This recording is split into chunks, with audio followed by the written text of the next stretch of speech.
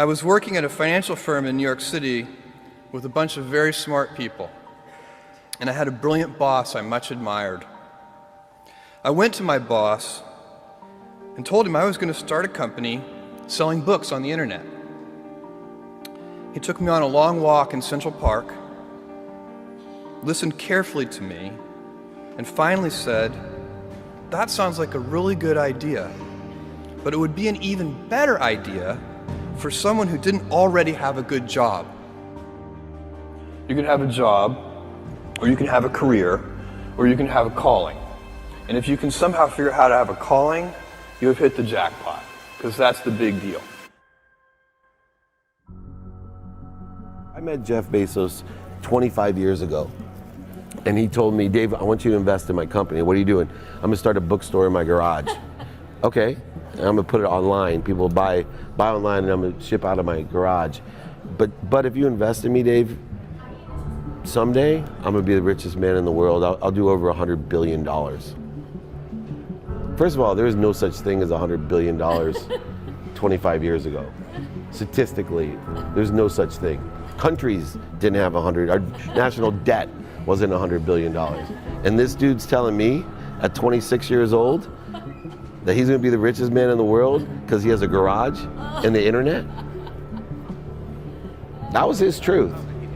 No, but he did not know it, and neither did I. But the difference between him and I is I was laughing, scoffing, and jesting at him, and he was already applauding himself, going, at the right way, at the perfect time, I'm gonna make as much as I can as quickly. And I'm sitting there going, there's no way this is gonna be a big business. Do something you're very passionate about, and don't try to chase what is kind of the hot passion of the day. Seen in that light, it really was a difficult choice, but ultimately, I decided I had to give it a shot. I didn't think I'd regret trying and failing, and I suspected I would always be haunted by a decision to not try at all. After much consideration, I took the less safe path to follow my passion, and I'm proud of that choice. As a young boy, I had been a garage inventor. I'd invented an automatic gate closer out of cement-filled tires, a solar cooker that didn't work very well out of an umbrella and aluminum foil, baking pan alarms to entrap my siblings. I'd always wanted to be an inventor, and she wanted me to follow my passion. There's a military phrase that I especially love, and it says, "Slow is smooth and smooth is fast." And I have seen that in every endeavor I've ever been in. That's the kind of thing that really allows you to make progress. You know, you get certain gifts in life and you want to take advantage of those, but I guess my advice on adversity and success would be to be proud not of your gifts, but of your hard work and your choices. So, you may be, the kinds of gifts you get in life, you might be really good at math. It might be really easy for you. That's a kind of gift. But practicing that math and taking it to the next step, that could be very challenging and hard, and take a lot of sweat. That's a choice. You can't really be proud of your gifts because they were given to you. You can be grateful for them and thankful for them. But your choices, you choose to work hard. You choose to do hard things. Those are choices that you can be proud of. You can choose. We all get to choose our life stories, and it's the choices that define us, not our gifts. Everybody in this room has many gifts. I have many gifts.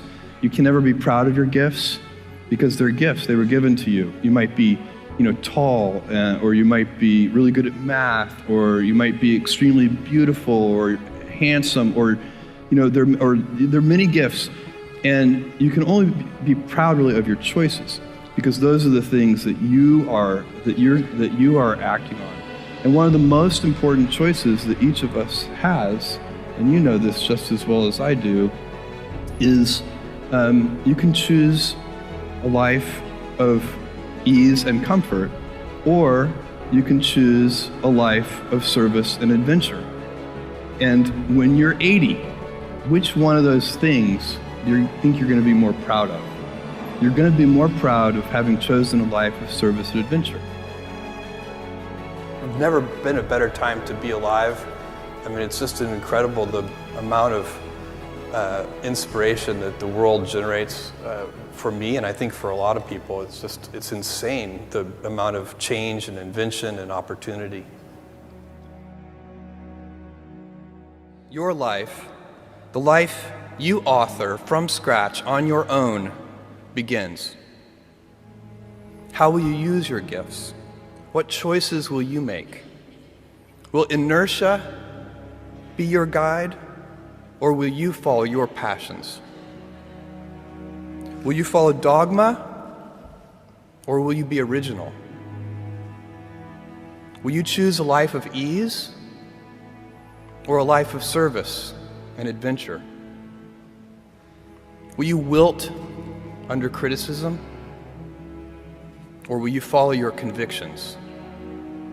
Will you bluff it out when you're wrong, or will you apologize?